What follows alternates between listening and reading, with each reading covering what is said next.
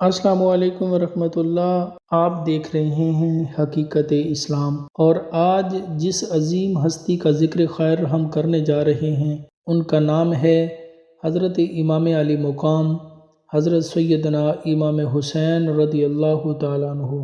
آج ہم امام حسین رضی اللہ تعالیٰ عنہ کی کرامات کا ذکر خیر کریں گے۔ گزارش ہے کہ اگر آپ نے ابھی تک ہمارے چینل حقیقت اسلام کو سبسکرائب نہیں کیا تو مہربانی کر کے سبسکرائب کر لیجئے اور بیل آئیکن کو بھی پریس کر دیجئے تاکہ آنے والی ہر ویڈیو کا نوٹیفیکیشن آپ کو ملے۔ اور اگر امام علی مقام کی تعریف سن کر آپ کا دل خوش ہو جائے، آپ کی کرامات سن کر آپ کا دل خوش ہو جائے تو مہربانی کر کے اس ویڈیو کو لائک کر دیجئے گا اور اچھا سا کمنٹس بھی دے دیجئے گا۔ تو شروع کرتے ہیں ویڈیو۔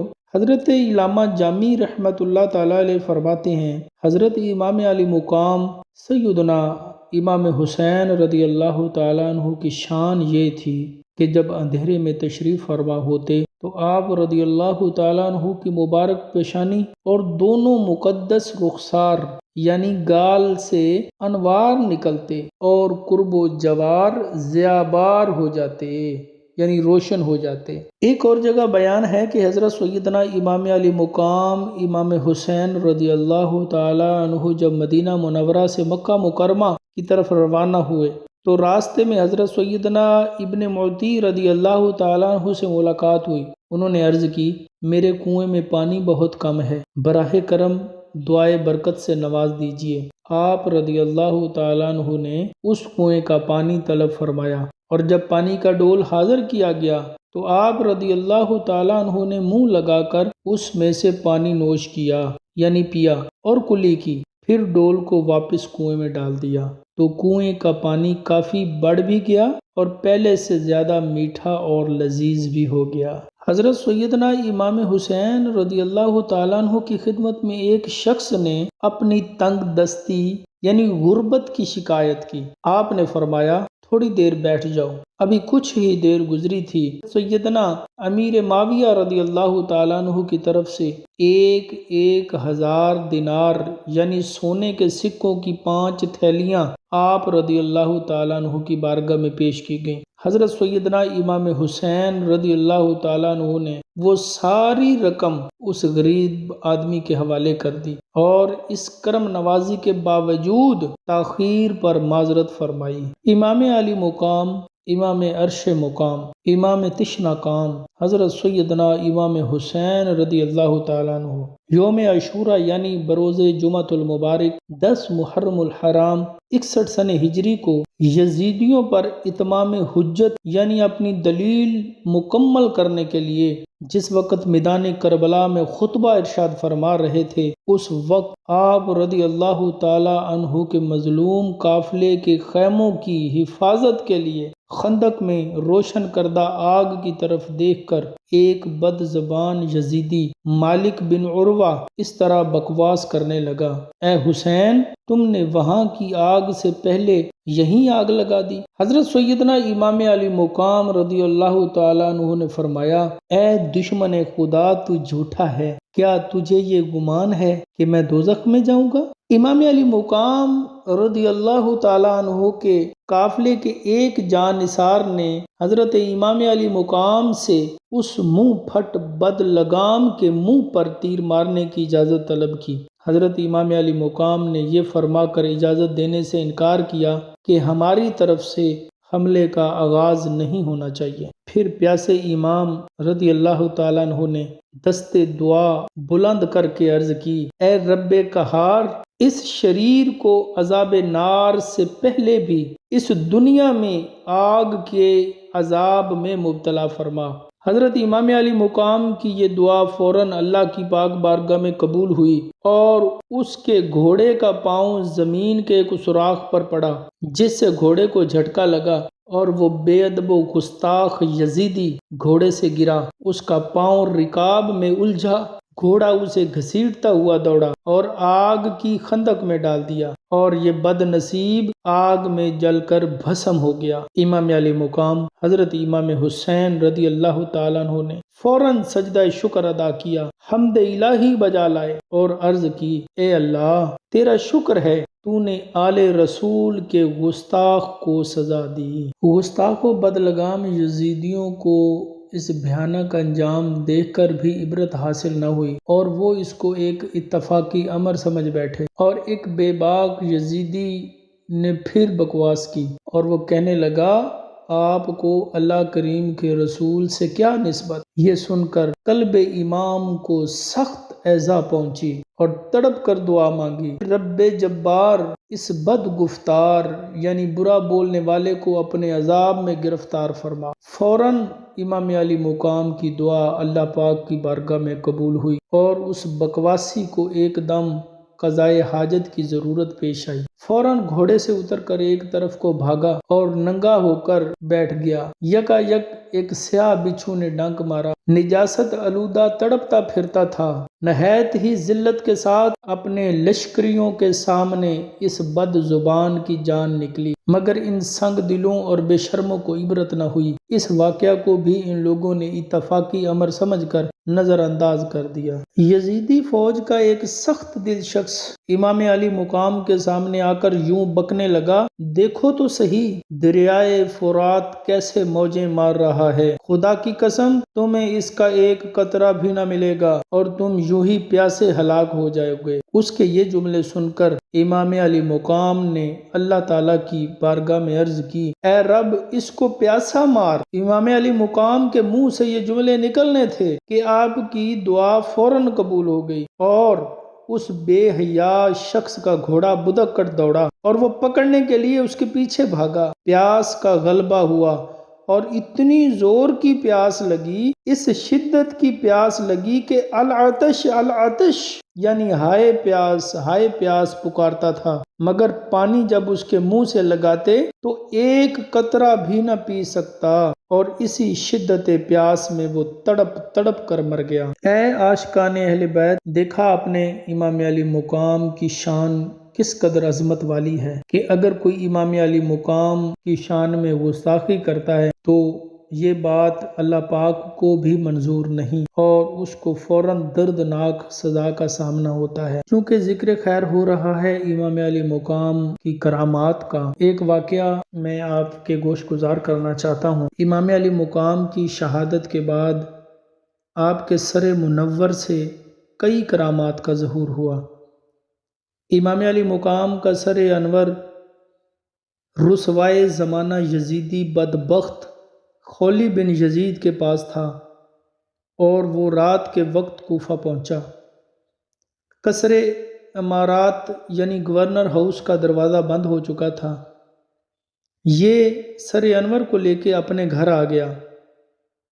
ظالم نے سر انور کو بے ادبی کے ساتھ زمین پر رکھ کر ایک بڑا برتن اس پر الٹ کر اس کو ڈھانپ دیا، اور اپنی بیوی نوار کے پاس جا کر کہنے لگا، میں تمہارے لیے زمانے بھر کی دولت لایا ہوں، وہ دیکھ حسین ابن علی کا سر تیرے گھر میں پڑا ہے۔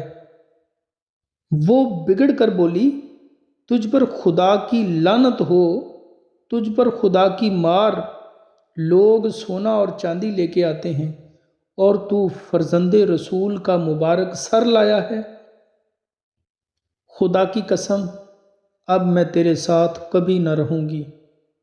نوار یہ کہہ کر اپنے بچھونے سے اٹھی اور جدھر سر انور تشریف فرما تھا ادھر آ کر بیٹھ گئی۔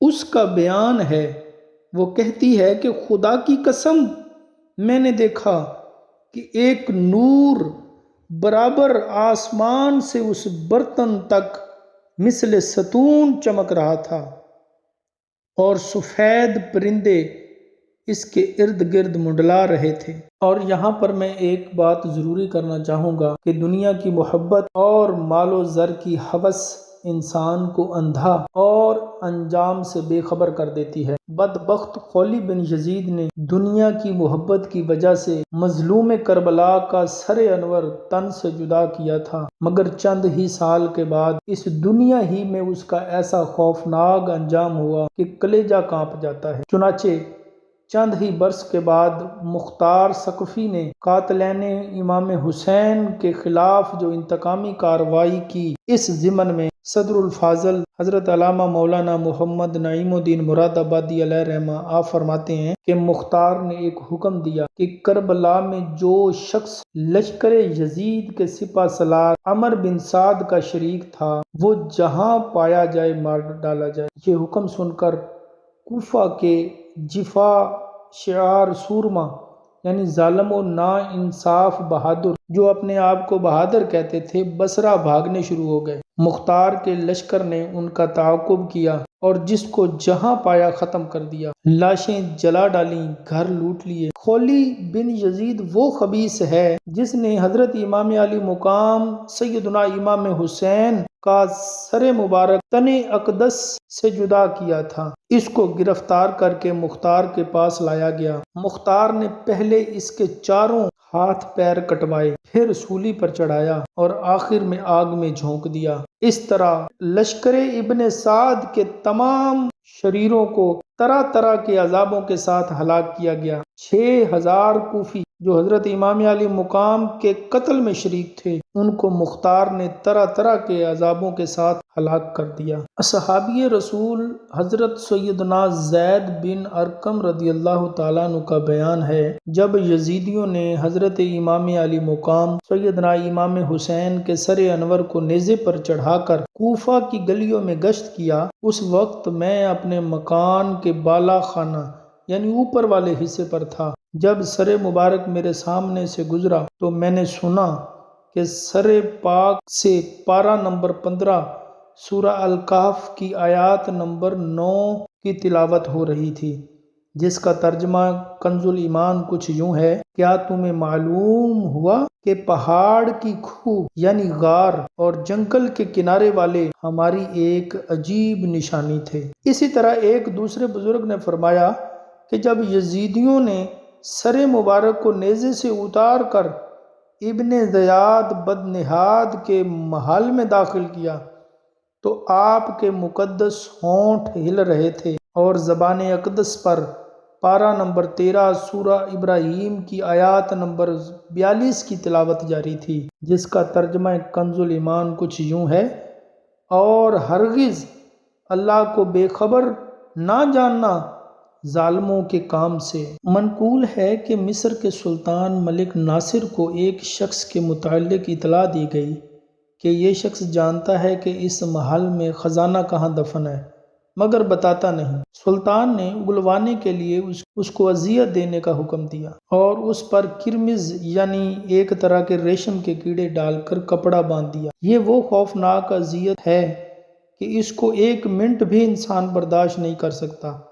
اس کا دماغ پھٹنے لگتا ہے اور وہ فوراً راز اگل دیتا ہے، اگر نہ بتائے تو کچھ ہی دیر کے بعد تڑپ تڑپ کر مر جاتا ہے۔ یہ سزا اس شخص کو کئی مرتبہ دی گئی، مگر اس شخص کو اس کا کچھ اثر نہ ہوا، بلکہ ہر مرتبہ خنافس مر جاتے۔ لوگوں نے اس کا سبب پوچھا تو اس شخص نے بتایا کہ جب حضرت امام علی مقام حضرت سیدنا امام حسین رضی اللہ تعالیٰ عنہ کا سر مبارک یہاں مصر میں تشریف لایا تھا، الحمدللہ میں نے اس کو عقیدت سے اپنے سر پر اٹھایا تھا اور یہ اسی کی برکت اور کرامت ہے۔ شام کربلا ایک کتاب کا نام ہے۔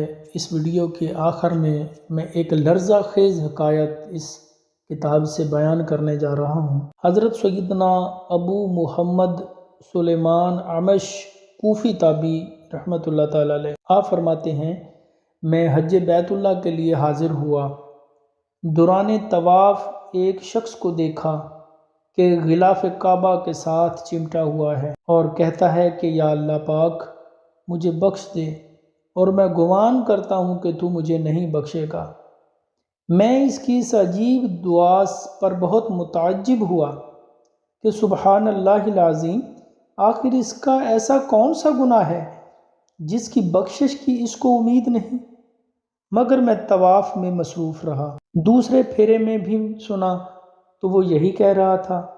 میری حیرانی میں مزید اضافہ ہوا۔ میں نے طواف سے فارغ ہو کر اس سے کہا، تو ایسے عظیم مقام پر ہے جہاں بڑے سے بڑا گناہ بھی بخش دیا جاتا ہے، اگر تو اللہ کریم سے مغفرت اور رحمت طلب کرتا ہے تو اس سے امید بھی رکھ، کیونکہ وہ بڑا رحیم اور کریم ہے۔ اس شخص نے کہا، اے اللہ کے بندے، تو کون ہے؟ میں نے کہا، میں سلیمان عمش ہوں۔ تو اس نے میرا ہاتھ پکڑا اور مجھے ایک طرف لے گیا اور کہنے لگا، میرا گناہ بہت بڑا ہے۔ میں نے کہا، تیرا گناہ پہاڑوں، آسمانوں، زمینوں اور عرش سے بھی بڑا ہے؟ کہنے لگا، ہاں، میرا گناہ بہت زیادہ بڑا ہے۔ افسوس اے سلیمان، میں ان 70 بد نصیب آدمیوں میں سے ہوں جو حضرت سیدنا امام علی مقام حضرت امام حسین کے سر انور کو یزید پلیت کے پاس لائے تھے۔ یزید پلیت نے اس مبارک سر کو شہر کے باہر لٹکانے کا حکم دیا، پھر اس کے حکم سے اتارا گیا اور سونے کے تھال میں رکھ کر اس کے بیڈ روم میں رکھا گیا۔ آدھی رات کے وقت یزید پلید کی زوجہ کی آنکھ کھلی تو اس نے دیکھا کہ امام علی مقام کے سر انور سے لے کر آسمان تک ایک نورانی شعاع جگمگا رہی ہے۔ یہ دیکھ کر وہ سخت خوفزدہ ہوئی اور اس نے یزید پلید کو جگایا اور کہا، اٹھ کر دیکھو، میں ایک عجیب و غریب منظر دیکھ رہی ہوں۔